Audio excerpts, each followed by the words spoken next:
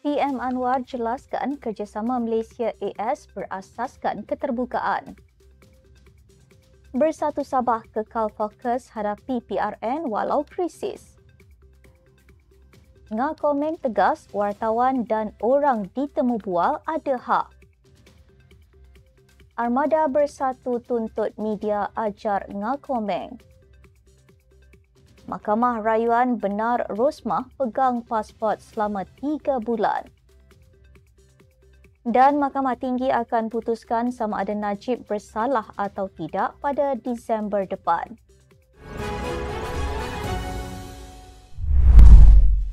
Bismillahirrahmanirrahim. Assalamualaikum dan salam Malaysia Madani. Bersama saya Asma Ismail dalam Nextstep News edisi petang. Jangan lupa ikuti kami di semua platform Nextstep Malaysia.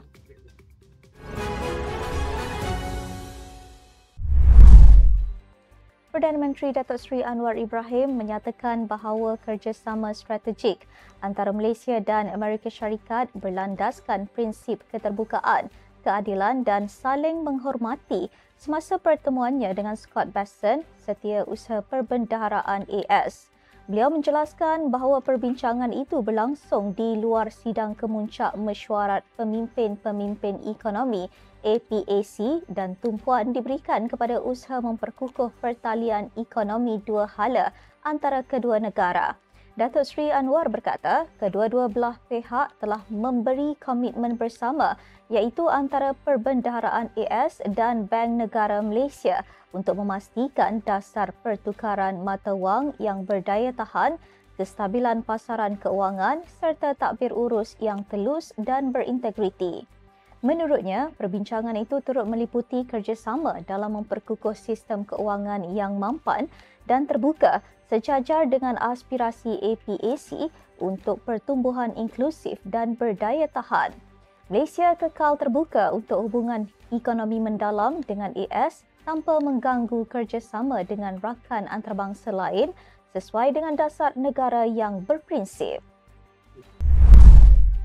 Ketua Badan Pimpinan Parti Pribumi Bersatu Malaysia Bersatu Sabah, Ronald Kiandi menegaskan bahawa krisis kepimpinan yang melanda parti di peringkat pusat tidak akan menjejaskan persiapan mereka menghadapi PRN bulan depan. Bercakap kepada Malaysia Kini, Ronald berkata segala urusan parti di negeri itu berjalan seperti biasa tanpa sebarang masalah. Menurutnya, kepimpinan di Sabah kekal stabil dan komited terhadap matlamat memastikan Bersatu mencapai keputusan terbaik dalam PRN yang semakin hampir. Mengulas mengenai gesaan beberapa pemimpin agar Presiden Bersatu Muhyiddin Yassin berundur, Ronald menjelaskan bahawa pihaknya memilih untuk tidak terlibat dalam isu kepimpinan pusat. Sebaliknya, mereka memberi tumpuan penuh kepada persediaan menghadapi pilihan raya dan mengukuhkan kedudukan parti di peringkat negeri. Ronald turut mengesahkan bahawa Bersatu Sabah akan bertanding menggunakan logo Perikatan Nasional PN bagi memastikan keseragaman dengan gabungan tersebut. Menteri Perumahan dan Kerajaan Tempatan Ngah Komeng menegaskan bahawa tindakan beliau terhadap seorang wartawan ketika pelancaran kempen I Like You tidak sepatutnya dilihat sebagai satu salah laku kerana beliau percaya bahawa dalam sesebuah interaksi media, kedua-dua pihak mempunyai hak. Beliau dalam sidang akhbar sempena tahun melawat Malaysia 2026 memaklumkan bahawa media antarabangsa turut hadir dalam majlis yang dianjurkan dan beliau berpandangan bahawa wartawan mempunyai hak untuk mengemukakan soalan manakala orang yang ditemu bual pula berhak membuat pembetulan jika perlu. Menurut Ngah, reaksi berlebihan hanya akan berlaku sekiranya seseorang itu tidak menerima sedikit pembetulan daripada pihak yang ditemu bual. Beliau turut menjelaskan bahawa dalam program tersebut, sesi taklimat media yang dikendalikannya serta ucapan rasmi oleh Datuk Bandar Kuala Lumpur telah dijalankan dalam bahasa Melayu meskipun kehadiran wakil media asing adalah nyata. Tindakan beliau itu datang sebagai respons kepada kritikan daripada pelbagai pihak termasuk Kesatuan Wartawan yang membantah cara beliau memberikan reaksi selepas soalan mengenai slogan kempen itu.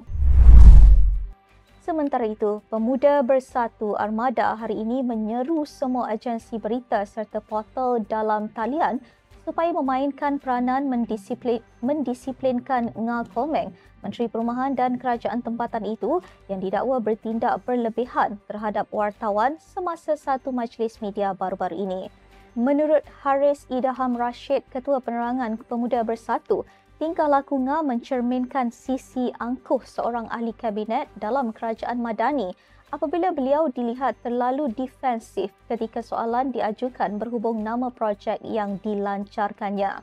Beliau menegaskan bahawa Pemuda Bersatu tidak memahami mengapa menteri berkenaan kelihatan sebegitu apabila ditanya mengapa nama projek yang diperkenalkan tidak menggunakan bahasa Melayu.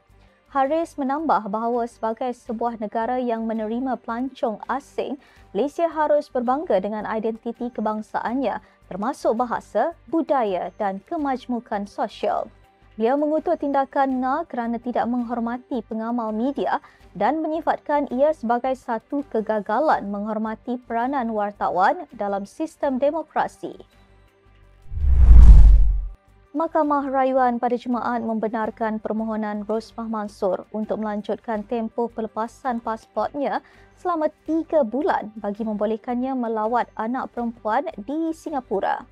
Panel 3 hakim yang diketuai Hakim Azman Abdullah bersama-sama Hakim Azmi Arifin dan Muhammad Razzi Abdul Hamid membenarkan isteri bekas Perdana Menteri Najib Razak itu menyimpan pasportnya sehingga akhir Januari tahun depan.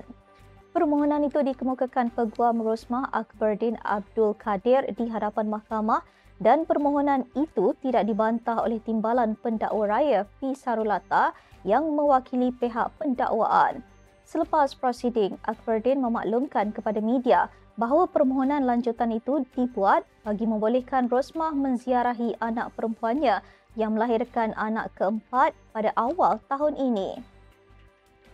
Pada 1 September 2022, Mahkamah Tinggi mendapati Rosmah bersalah atas 3 pertuduhan rasuah membabitkan projek hybrid solar bernilai 1.25 bilion untuk sekolah di Sarawak. Sementara itu, selepas perbicaraan berlanjutan selama 7 tahun, Mahkamah Tinggi akan memutuskan pada 26 Disember ini sama ada Najib Razak disabit atau dibebaskan daripada pertuduhan berkaitan penyelewengan 2.3 bilion dana One Malaysia Development Berhad 1MDB. Hakim Colin Lawrence Secura turut menetapkan 4 November ini sebagai tarikh akhir penghujahan. Pasukan pembelaan sepatutnya menyelesaikan hujahan lisan hari ini namun ditangguhkan hingga Selasa depan. Perbicaraan kes berprofil tinggi yang mendapat perhatian seluruh dunia mengambil masa keseluruhan selama 303 hari termasuk 10 hari penghujahan pada akhir kes pembelaan bermula 21 Oktober lalu. Najib dihadapkan ke mahkamah pada 20 September 2018 manakala hari pertama perbicaraan didengar pada 28 Ogos 2019. Prosiding pada asalnya dijalankan di Kompleks Mahkamah Kuala Lumpur sebelum berpindah ke Istana Kehakiman apabila Hakim Colin dinaikkan pangkat sebagai Hakim Mahkamah Rayuan. Sekian untuk edisi petang ini. Ikuti perkembangan semasa isu-isu panas politik Malaysia setiap hari hanya di Nextstep News. Jangan lupa untuk follow Facebook Nextstep Malaysia dan subscribe YouTube Nextstep TV. Nextstep Malaysia bersama melangkah dengan yakin. Saya Asma Ismail. Assalamualaikum dan salam sejahtera.